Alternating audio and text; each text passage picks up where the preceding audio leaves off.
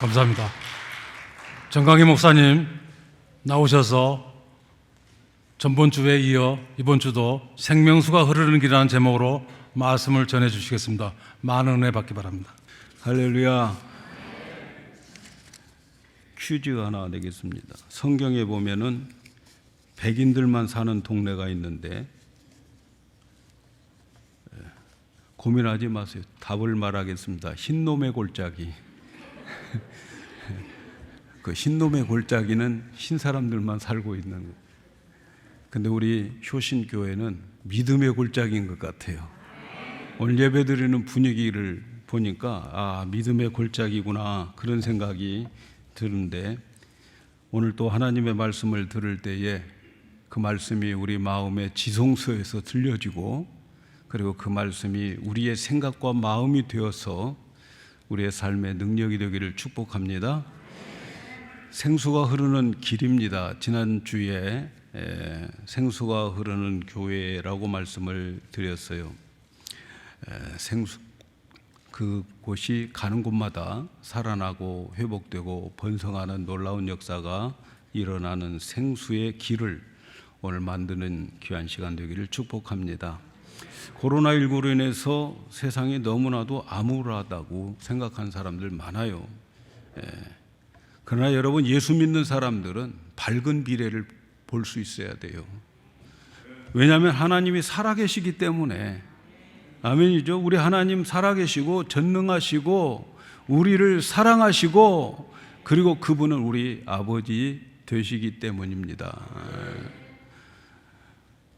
세상에 어느 날 먹구름이 가득 찬 하늘 보신 적이 있죠. 그러나 그 먹구름 너머에 보면 찬란하게 태양이 존재하고 있는 것처럼, 우리의 인생에 있어서 여러 가지 어렵고 힘든 그런 상황들이 우리에게 펼쳐져도 그 먹구름 뒤에 하나님이 계신 것을 믿으셔야 돼요. 여러분, 우리에게 이 세상을 살아가는 사람들에게 어려움이 옵니다. 왜냐하면 사단이 존재하는 한 우리의 믿음을 넘어뜨리려고 어두움의 그늘들이 칠 때가 있어요. 그러나 절대로 망하지 않습니다. 여러분, 믿음이 없어서 어려움 당하는 게 아닌 것을 기억하시기를 바랍니다. 기도해도 어려움 옵니다. 시련이 다가옵니다. 믿음이 부족해서 그럴까요? 오히려 믿음이 있기 때문에 시련을 당하는 경우가 너무 많아요. 오히려 믿음이 있기 때문에 세상 사람들로부터 등지고, 오히려 하나님 나라에 우리의 족보가 기록되어 있기 때문에 이 세상에서 환영 못 받을 때가 너무 많은 거예요. 우리가 믿음 생활하면서 이 세상에서 어렵고 힘든 그런 삶을 우리가 경험한다면 여러분, 그 자체가 구원의 확신인 것을 믿으시기 바랍니다. 여러분이 하늘에 그 생명록 책에 기록되어 있기 때문인 것을 아시기를 바랍니다. 여러분, 믿음이 적어서가 아니에요. 바울을 한번 보세요. 바울은 우리보다 믿음이 훨씬 좋죠. 능력도 성령 충만함도 그에게는 우리가 따라갈 수가 없어요. 그 열심, 그 믿음 따라갈 수가 없어요. 그런데 그는 고린도 후서에서 그는 고백을 합니다. 힘이 겹도록 심한 고난을 받고 정말 마음의 사형 선고를 받은 줄로 생각하고, 사람은 이렇게 죽는구나, 이렇게 죽어가는구나, 그런 마음에 완전 절망적인 상태에 있을 때가 수두룩했는데, 그런데 그 사형 선고 현장에서 살아났어요. 생각해 보면 어차피 살릴 것 왜 사형의 현장, 그 어려운 죽음의 골짜기로 왜 데리고 가야 됩니까? 아니, 어차피 살려주실 것인데. 여러분, 우리 효신교회 일을 하나님이 어차피 하나님이 해결해서 하나님이 영광 받으실 것인데, 왜 오늘 우리에게 여러 모양의 어려움들, 우리 성도들의 어려움들이 우리에게 있느냐는 거예요. 아니, 살려주실 것 같으면 그런 환경 안 주는 것이 좋지. 왜 그럴까요, 여러분? 바울은 여기에 대한 답을 얻었어요. 고린도후서 1장 9절에 보니까 우리 마음에 사형 선고를 받은 줄로 알았으니 이는 우리로 자기를 의뢰하지 말고 오직 죽은 자를 살리신 하나님만 의뢰하게 함이라, 이렇게 말해요. 그 사형의 현장, 죽음의 현장, 골치 아픈 문제들 나에게 주는 이유가 뭔가? 그것은 너의 의지, 너의 힘, 너의 지혜, 너의 노력, 네가 옳다고 하는 것, 네가 할 수 있다고 하는 것, 그런 교만 때문에 거기까지 갔다라는 거예요. 그래서 하나님께서 그런 것 의지하지 말고, 너 의지하지 말고, 사람 의지하지 말고 죽은 자를 살리신 하나님만 의지해라. 그것이 살 길이다. 그것 가르쳐 주려고 그랬다는 거 아닙니까? 다 끝난 것인데 이제는 할 수 없다. 그때서 깨달으면 그 값만큼 얼마나 손해입니까? 오늘 저와 여러분들은 아예 나를 이제 내려놓기를 바랍니다. 인간적인 거 내려놓기를 바라요. 인간의 머리, 인간의 노력, 이 모든 것 다 내려놓고 아예 전능하신 하나님, 죽은 자를 살리시는 하나님, 그분이면 끝나지 않습니까, 여러분? 그러므로 우리 인생에 있어서 오는 어려움, 또 사형 선고받는 그러한 현장들, 하나님이 우리의 영혼을 위해서 주신 안전장치라고 하는 것을 기억하시기를 바랍니다. 어려움을 당하고 계십니까? 개인적으로, 가정적으로, 사회적으로, 교회적으로 어려움을 당하십니까? 이 어려움은 하나님이 주신 안전장치라고 하는 사실을 기억하시기를 바랍니다. 우리 교회에 주는 어려움 있습니까? 이것도 하나님께서 효신 교회를 위한 안전장치라고 하는 것을 기억하시기를 바랍니다. 우리를 사랑하시는 하나님의 손길이 어려운 일들이에요. 하나님이 버리지 않으셨다는 증거고, 하나님은 내가 너를 사랑하고 있다 하는 메시지가 우리들에게 주어지는 여러 모양의 환경들입니다.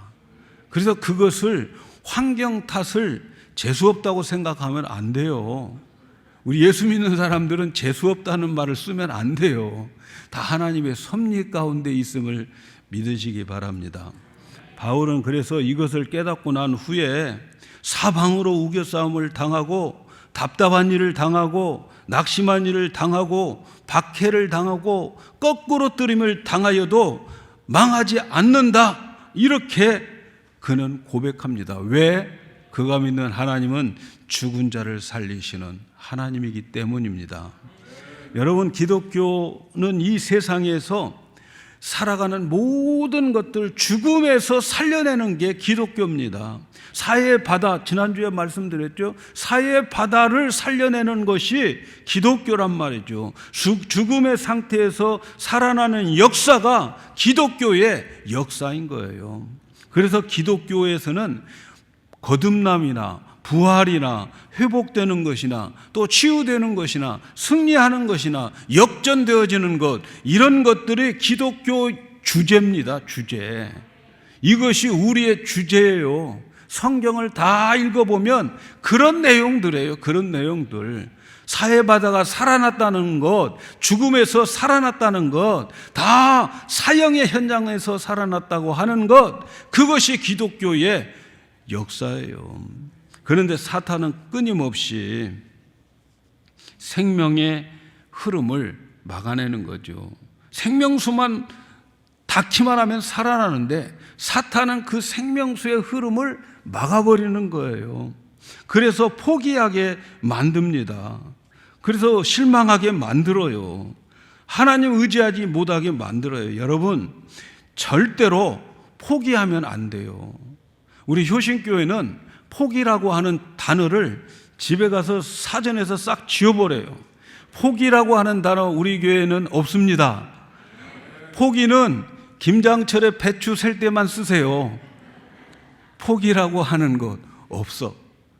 할렐루야. 하나님이 살아계시는데 포기가 어디가 있어요? 우리는 포기 없습니다. 배추 셀 때만 쓰세요. 절대로 포기하지 말고, 내가 포기하지 않으면 하나님은 끝까지 돌보십니다. 우리가 하나님의 약속만 붙잡고 끝까지 물고 늘어나면 하나님 우리에게 져주십니다. 말씀 때문에. 여러분, 하나님 우리가 이길 수 있어요? 없어요? 없어요. 그런데 하나님 이길 수 있는 길, 비밀을 하나 이제 가르쳐 드릴게요. 그 비밀이 뭐냐면, 하나님 이길 수 있는 길은 하나님의 말씀 붙잡고 끝까지 늘어지면 이기게 되는 거예요. 여러분, 이스라엘 백성들을 모세를 통해서 출애굽 시켜가지고 이제 광야로 가기 전에 그 시내산 앞에서 모세가 하나님 만나러 시내산에 올라갔을 때 금송아지 만들어 놓잖아요. 하나님 잘 믿겠다고 금송아지 만들어 놓는 거예요. 하나님 화가 나셨어요. 그래서 모세에게 말합니다. 야, 내가 그 사람들 다 쓸어버리겠다. 그리고 너오고 나오고 다시 시작할 거야. 이때의 모세가 아니 됩니다. 아니, 하나님께서 저 민족들을 애굽에서 이끌고 나오면서 이들을 가나안 땅에 가도록 말씀하셨잖아요. 그리고 하나님께서 이들을 통해서 큰 위대한 민족을 만들어 주시겠다고 약속해 주셨잖아요. 그래 다 데리고 와서 여기서 다 죽여버리면 하나님 그 말씀한 거 맞지 않잖아요. 그때 하나님께서 들었던 매를 내려놓습니다. 알았다. 너 참 끈질기게 느려지는구나. 여러분, 우리가 하나님 이길 수 있는 길은 딱 한 가지밖에 없어요. 약속 붙잡고 있는 거예요. 늘어지는 거예요. 약속 붙잡고 하나님 앞에 늘어질 때 하나님은 알았어. 내가 해줄게. 그렇게 하고 하나님이 이끌어 주셔요. 그래서 우리는 하나님이 살아계시고 하나님의 말씀이 있는 한 우리는 포기하면 안 되는 거예요. 절대로 포기 안 하고 주저앉아 버리면 안 됩니다. 기독교는 생명의 종교이기 때문에 다시 살아납니다. 그래서 포기하지 말고 우리가 해야 할 것은 그 생수의 강물이 흐르는 길을 만들어 가지고 그 생수의 물만 닿으면 그 생수가 살려내는 그 능력으로 살아가야 되는 거죠. 지난주에 생수는 살리는 물이라고 말씀을 드렸죠. 이 생수는 새하늘과 새 땅, 그 마지막 이 세상 다 지나가고 그리고 새하늘과 새 땅에 새 예루살렘 성이 이루어지는데 그 새 예루살렘 성에 생명수가 흘러넘치는 거예요. 그런데 그 생명수 때문에 영원히 사는 거예요. 근데 그 생명수가 우리가 이 땅을 받고 살아가는 우리에게 있게 되는데 그 생명수가 어디에서 나온다고요? 성전의 문지방에서 나오고 그 성전이 교회를 말하는 거죠. 그래서 그 생수는 닿는 곳마다 살아나는 거죠. 그 생수의 물이 자꾸 차가지고 강물이 되어서 흘러갈 때에 이 강물이 흘러가는 그 주위가 다 소성케 되는 거예요. 고침을 받고 그리고 마침내 사해 바다, 죽음의 바다까지 내려가게 되는데 죽음의 바다에 내려갔을 때에 그 사해 바다 아무것도 없는 곳에 이제는 식물이 생기고 생물이 생기고 물고기들이 생기고 그래서 사람들이 그곳에 와서 그물을 내려서 물고기를 잡는 그 능력이 생명수에 있다 하는 것을 말씀을 드렸어요. 그런데 이제 이 생명수가 무엇인가 예수님께서 밝히 말씀해 주셨는데 요한복음 7장 38절 39절에 나를 믿는 자는 성경의 이름같이 바로 그 에스겔에서 말씀하는 것 같이 그 배에서 생수의 강이 흘러나오는데 그 물이 뭔가 이는 그를 믿는 자가 받을 성령을 가리킵니다. 그래서 그 구약의 성전 문지방에서 흘러나가는 그 생물이 뭔가 봤더니 예수님은 그것이 성령이라는 거예요. 그래서 성령과 생수는 같은 것임을 알고 오늘 말씀을 잘 받으시기를 바랍니다. 배에서 생명의 강이 흐른다라고 하는 것은 그 생명수가 바로 성령을 말하는 거예요. 지난주에도 말씀드렸듯이 우리의 마음에 성령이 와 계십니다. 그래서 이 배에서 생수의 강이 흐르는 것은 성령의 흐름을 말씀하는 거라고 지난 시간에 말씀을 드렸어요.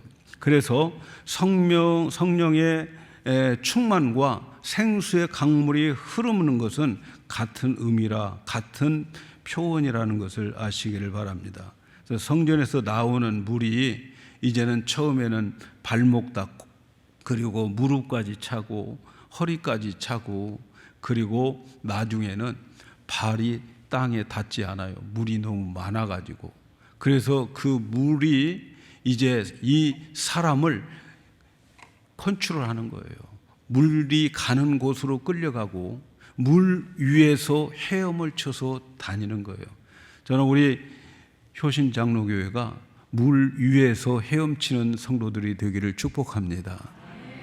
여러분 마음대로 걸어가려고 하면은 아직도 그는 성령의 충만함이 없는 거죠. 그 물 위에서 물 마음대로 끌고 가는 것과 성령께서 내 안에 오셔서 성령의 권능으로 나를 지배해서 내 마음과 생각을 끌고 가는 것과 같은 거예요. 같은 거.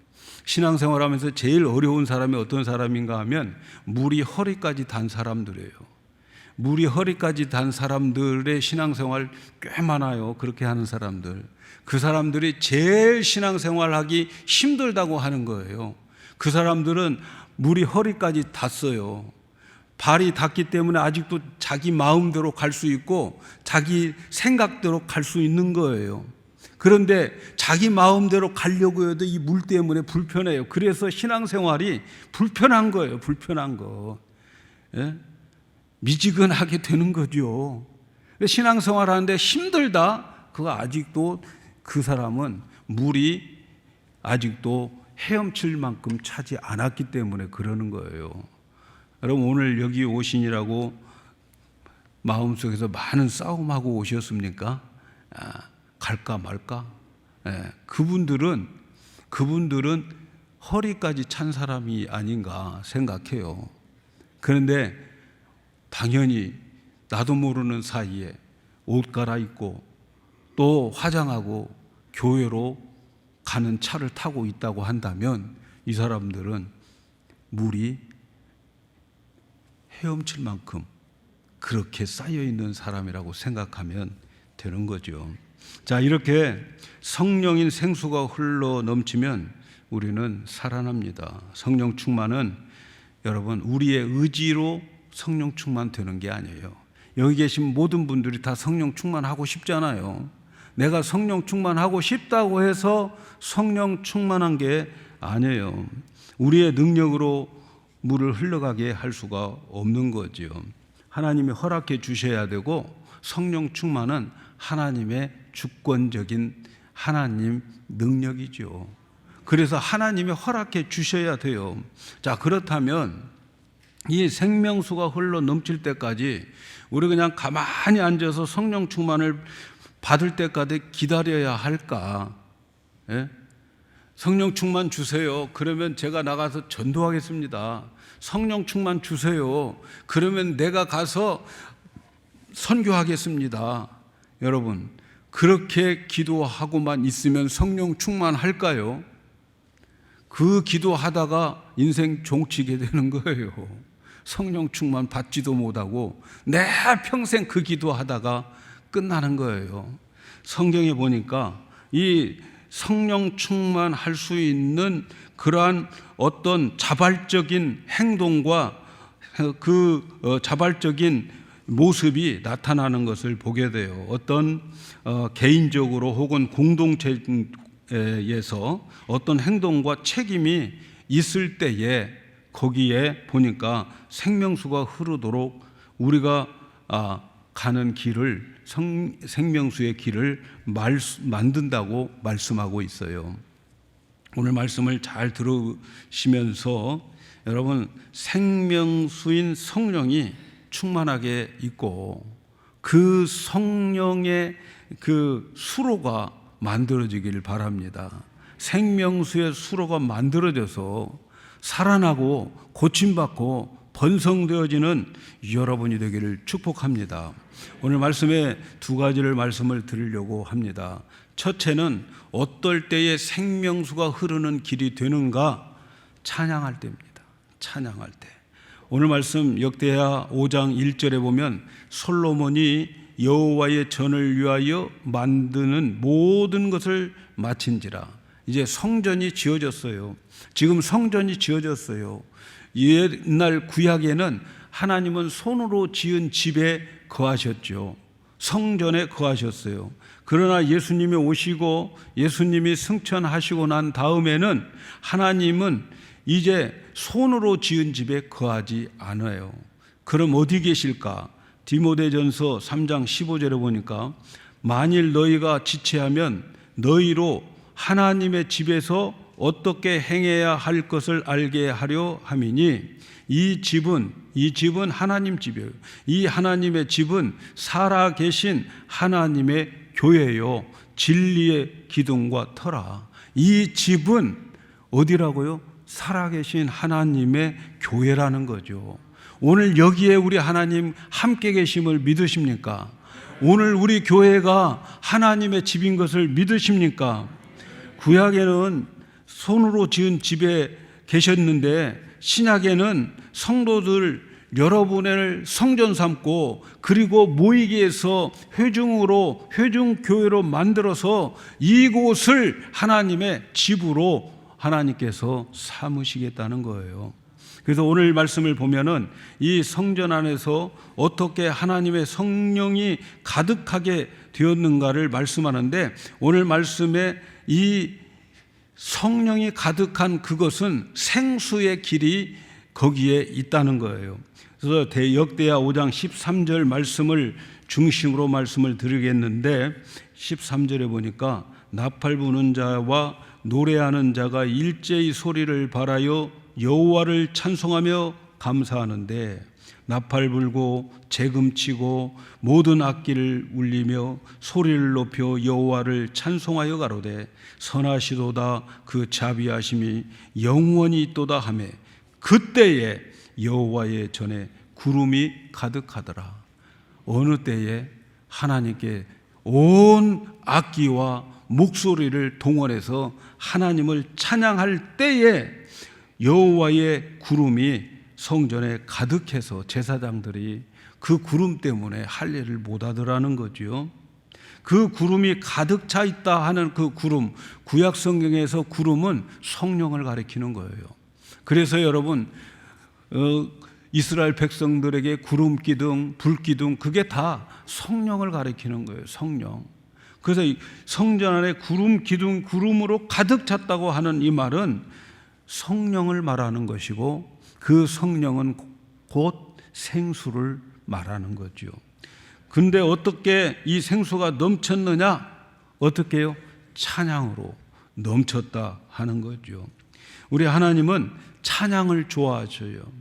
그래서 시편 22편 3절에 이스라엘 찬송 중에 거하시는 하나님 주여 그는 거룩하시다. 여러분 하나님은 우리가 찬송할 때 오십니다.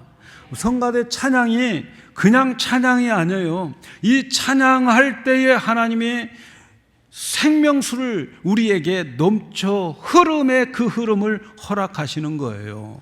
그래서 이 성가대 찬양을 여러분도 같은 마음으로 부르셔야 되고 또 교회 안에 예배 시간에 찬양을 뜨겁게 많이 부르셔야 됩니다. 여러분 사실은 예배는 찬양입니다. 찬양. 설교가 길면 안 되는데 제가 오늘은 길게 합니다. 찬양은 예배인 거죠. 그래 예배가 살아야 되고 예배가 살려면 찬양이 살아야 된다는 것을 기억하셔야 됩니다. 성경에 보면은 이 찬양할 때에 놀라운 기적이 일어나게 되는 것을 보게 됩니다. 성경에서 찬양대 앞세우고 전쟁터에 나갔어요. 이기잖아요. 바울과 실라가 빌립보에 가서 복음을 전합니다. 나쁜 짓 한 것도 아니에요. 정신병자 고쳐주었어요. 한 사람 정신 온전하게 고쳐주었는데 그거 고쳐줬다고 얻어 터지고 옷 벗기고 모욕 주면서 엄청나게 때리고 그리고 감옥에 가뒀어요. 그날 밤 그들은 감옥에서 기도는 할 수 있었겠죠. 어쩌면 원망조로 할 수도 있고, 하나님 이게 뭡니까? 하나님 위해서 일하는데 이 수모를 당하게 합니까? 이게 무슨 꼴입니까? 이런 기도 정도는 할 수 있을 것 같아요. 우리도 할 수 있을 것 같아요. 그러나 찬양할 분위기는 아니잖아요.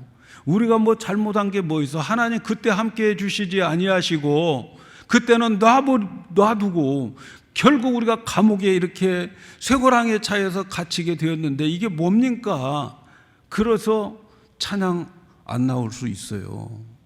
그런데 말이죠, 바울과 실라가 찬양했다는 거 아닙니까? 그것도 옆에 있는 다른 감방에 있는 죄수들이 다 들을 수 있도록 그렇게 찬양을 했다는 거 아니에요? 다 찬양을 들었어요. 놀라운 기적이 일어났어요. 여러분, 찬양 중에 오시는 주님은 생명을 살리는 기적을 일으킵니다. 그들의 쇠고랑이 풀어졌어요. 누가 풀어준 것도 아니고 저절로 풀어졌고, 또 옥문도 열어졌어요. 저절로 자동문처럼 열어졌어요. 여러분과 저는 그 시간 그곳에 있었다면 할렐루야 하면서 밖에 튀어나가지 않겠어요? 그런데 말이죠, 바울과 실라는 안 나갔어요. 그 기적이 일어났음에도 불구하고 안 나갔어요. 간수장이는 나간 줄 알고 자결을 하려고 그랬어요. 왜냐하면 그 사람들의 죄 대신 벌을 받아야 되니까 불명예스럽게 사느니 그냥 여기서 내 책임 내가 지고 죽자 하고 죽으려고 자결을 한 거죠. 자결을 결심하고 칼을 자기 몸에 댈 때에 네 몸에 손대지 마라 바울이 소리치죠. 그리고 그가 살아납니다. 그리고 그가 예수를 믿게 되고, 주 예수를 믿어라 그리하면 너와 내 집이 구원을 얻으리라. 생명이 살아나는 거죠. 그 기적은 생명을 살리는 거죠. 찬양 중에 나타나는 기적은 생명을 살리게 되는 거죠. 사랑하는 여러분, 찬양 중에 거하시는 하나님은 구약이나 신약이나 동일하신 하나님인 것을 믿으시기 바랍니다. 그분은 변하지 않아요. 우리 공동체의 찬양, 하나님이 임재하십니다. 우리 교회가 이길 수 있고 우리 교회가 살아날 수 있고 여러분의 문제들이 살아날 수 있는 것은 여기에 모여가지고 여기서 하나님께 뜨겁게 찬양하시기를 바랍니다. 그때에 성령이 임하게 되고, 그리고 성령 임한 여러분이 흘러가서 가정에 가서 직장에 가서 사회에 나가서 여러분이 밟는 곳마다 살아나는 역사가 일어나게 될 줄로 믿습니다. 성전에 구름이 가득 찬 때에 하나님의 생명수가 넘쳐 흘러서 모두가 강이 되어질 때에 살아남의 역사가 있습니다. 여러분, 일이 잘 될 때만 찬양하지 마세요. 일이 안 될 때일수록 더 찬양을 하셔야 됩니다. 아멘한 사람은 역사가 일어날 거예요. 네. 하나님께서 병들었다 할지라도 그가 채찍맞음으로 우리가 나음을 입었다. 그 말씀 붙잡고 늘어지세요. 그리고 찬양하세요. 그러면 하나님께서 살려내는 역사를 일으키게 될 줄로 믿습니다. 근데 말이죠, 찬양에도 이 가사의 내용이 중요해요. 가사. 저는 어렸을 때 시골에서 초가집을 지어놓고 교회를 할 때 많았어요. 저는 어렸을 때. 근데 수요일 날 되면 꼭 돌아가면서 특송을 가정별로 시켜요. 가정별로. 그러면 가정별로 시킬 때에 이 나와서 하는 멘트가 있어요. 그 멘트가 뭔지 아세요? 가사에 은혜 받으세요. 그렇게 멘트하고 찬양해요. 그리고 그 멘트하고 난 다음에 노래를 하는데 읽는 건지 뭐 창을 하는 건지 뭐 잘 모르지만 가사에는 은혜가 돼요. 예? 찬양도 말이죠. 가사가 은혜가 있어야 되는 거예요. 오늘 말씀에 보니까 짧게 찬양하더라고요. 그는 선하시고 그 인자하심이 영원함이로다. 여러분, 이 고백이 여러분의 진실한 고백되기를 바랍니다. 하나님은 선하십니다. 합력해서 선을 이루시는 하나님인 것을 믿으십니까, 여러분? 하나님께서는 내게 주어진 모든 환경, 우리에게 지금 주어진 모든 환경, 이 모든 환경을 통해서 하나님은 손해 안 봅니다. 선하시게 인도하십니다. 하나님의 선하심을 믿고 여러분 찬양할 수 있어야 돼요. 왜 나만 겪는 고난이냐고 불평하지 마시고, 예? 이 모든 것들을 다 하나님이 우리에게 합력해서 선을 이루시고 하나님 절대로 망하지 않을 줄로 믿습니다. 이런 찬양이 하나님께 올려져야 여기에 생명수가 넘쳐 흐르는 거 아니겠습니까? 그는 선하시고 인자하심이 영원하다. 사랑하는 여러분, 우리 하나님은 우리를 사랑하십니다. 우리 효신교회 하나님 너무너무 사랑하심을 저는 이번 주에 기도하면서 느꼈어요. 야, 하나님의 비전이 여기에 정말 엄청나게 있구나 하는 생각이 많이 들었어요. 하나님은 사랑이십니다. 뜨겁게 사랑하시고, 그래서 뜨거운 그 가사를 하나님께 정말 내 고백이라고 목소리 높여서 우리가 하나님께 올려드리면 이 교회에 생명수 강이 넘쳐 흘러서 내가 살고 교회도 살고 또 우리 가정도 살고 세상을 살리는, 열방을 살리는 우리 효신교회가 될 줄로 믿습니다. 찬양 뜨겁게 하세요. 뭐 제가 언제 또 와서 여러분에게 말씀 전하겠어요. 오늘 정말 간곡하게 부탁하는데 찬양 뜨겁게 하시기를 바랍니다. 두 번째는요, 생수가 흐르는 길에는 회개가 있었다 하는 거예요. 사도행전 2장에 보면 초대교회에, 예루살렘 교회에 생수가 넘쳤죠.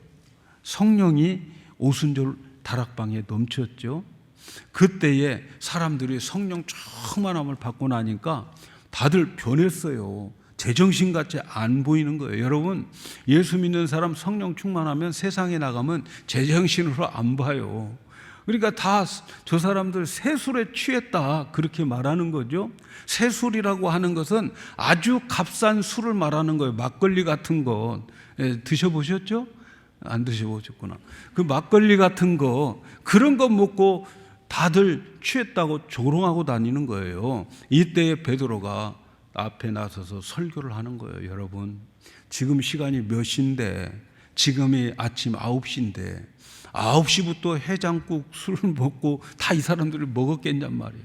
새술에 취한 것이 아니고, 이 사람들에게 이런 일들은 구약의 선지자 요엘 선지자께서 이 때를 위해서 예언해 두셨는데, 그때가 되면 이제는 젊은이들은 환상을 보고 늙은이들은 꿈을 꾸고 자녀들은 예언을 하고 그 말씀이 오늘 여기에 이루어진 거예요 하고 긴 설교를 합니다.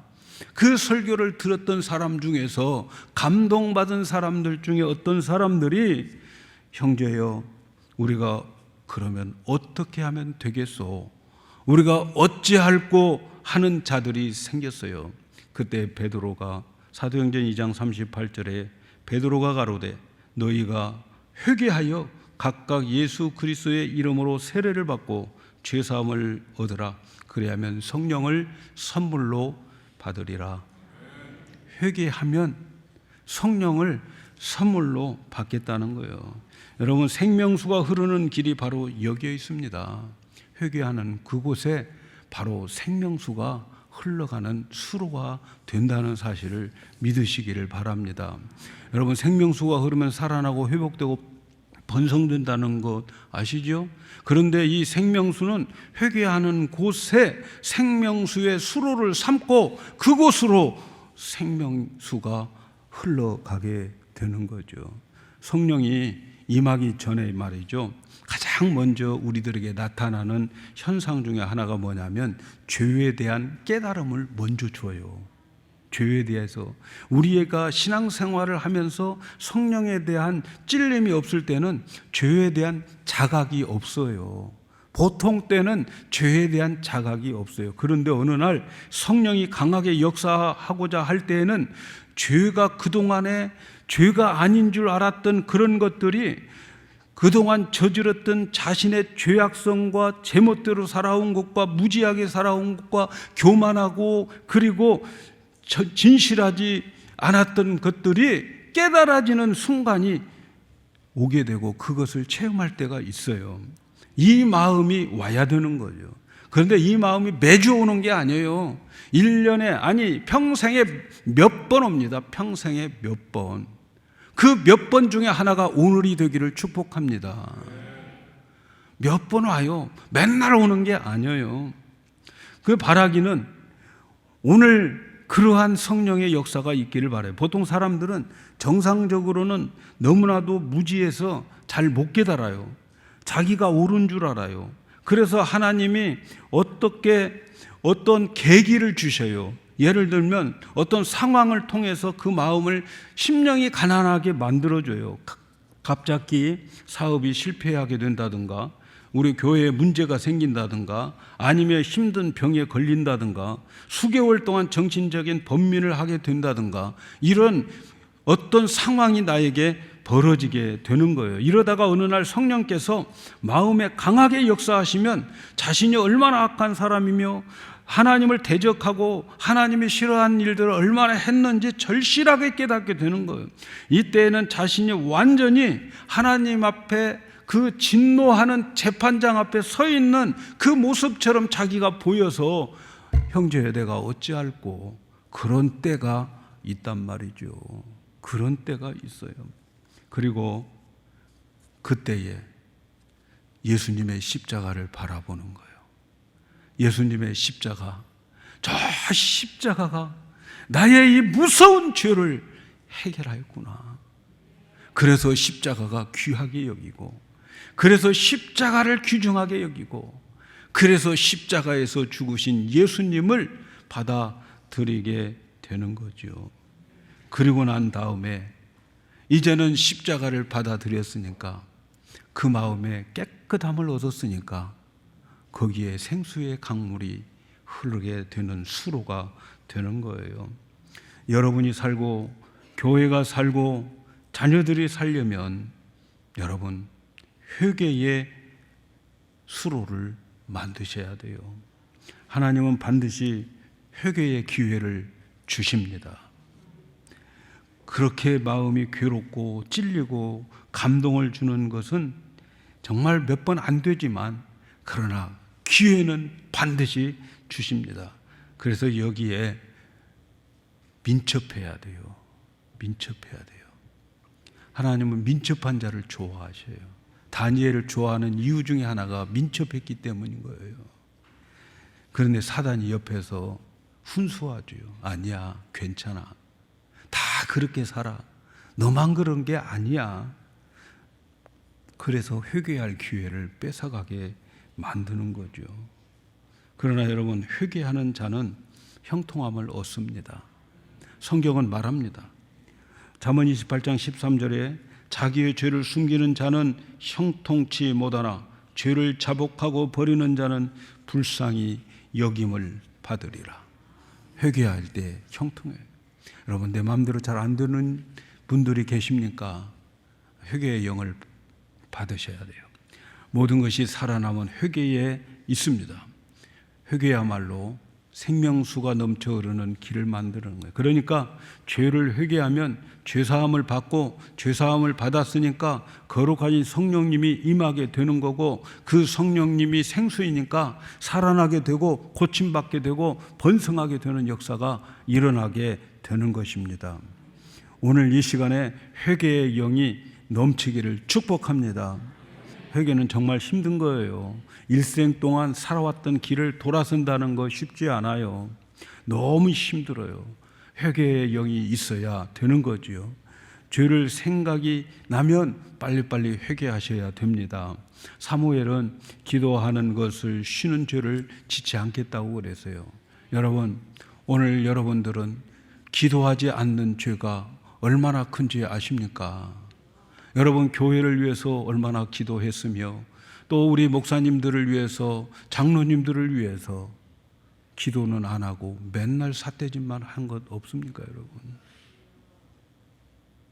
이것이 너무너무 우리에게 아픔으로 다가오는 거죠. 내 이웃을 위해서 기도하지 않고 내 것만을 위해서 기도했던 모든 것들, 여러분, 우리 회개해야 되지 않겠습니까? 하나님의 말씀을 들을 때뿐이에요. 교회 밖에 나가면 그 말씀 싸그리 무시해버리고 성령께서 내 안에서 막 내 마음을 흔드는데도 불구하고 내 육체를 쳐서 복종시키지 못하는 우리의 모습, 우리 회개해야 되지 않겠습니까? 이웃은 생각하지 않고 맨날 내 중심으로 살아왔고 내 중심으로 신앙생활 해왔던 것들을 우리 회개해야 될 줄로 믿습니다. 남을 정죄하고 비판하면서 내 눈에 들보가 있는 것을 모르고 남의 눈에 있는 티 때문에 성질내고 넘어지고 시험 들고 쓰러진 적은 없었는지 우리 한번 냉정하게 오늘 하나님 앞에서 우리 자신을 볼 수 있는 영안이 열렸으면 좋겠습니다. 하나님, 생수인 성령님이 필요합니다. 그런데 지금 나는 감각이 없어요. 죄에 대한 감각이 없어요. 무엇을 잘못했는지도 모릅니다. 하나님, 깨닫게 해주세요. 우리 함께 이런 기도를 드려야 되지 않겠는가 생각합니다. 사랑하는 여러분, 우리 하나님께서 효신교회 무지하게 사랑하고 계십니다. 저는 일주일 동안 우리 효신교회를 생각하면서 정말 기도하면서 하나님으로부터 받은 그 비밀이 너무 커요. 여러분, 이 효신교회를 통해서 하나님께서 영광을 받으시고 열방을 살리시고 하나님의 큰 비전이 있음을 여러분 스스로가 믿으셔야 돼요. 그러기 위해서는 우리는 찬양이 우리 하나님, 우리 효신교회 성도 여러분들을 보면서 얼마나 기뻐하시는지, 정말 그 기쁨을 이기지 못하리라. 그 찬양이 제 입에서 막 나오게 되더라고요. 우리 한번 그 찬양 한번 불러봤으면 좋겠어요. 너의 하나님 여호와가 너의 가운데에 계시니 그는 구원을 베푸실 전능자시라. 아멘. 바로 우리 하나님이십니다. 여러분, 이 찬양을 한번 여러분의 고백으로 한번 불러보시기를 바랍니다. 너의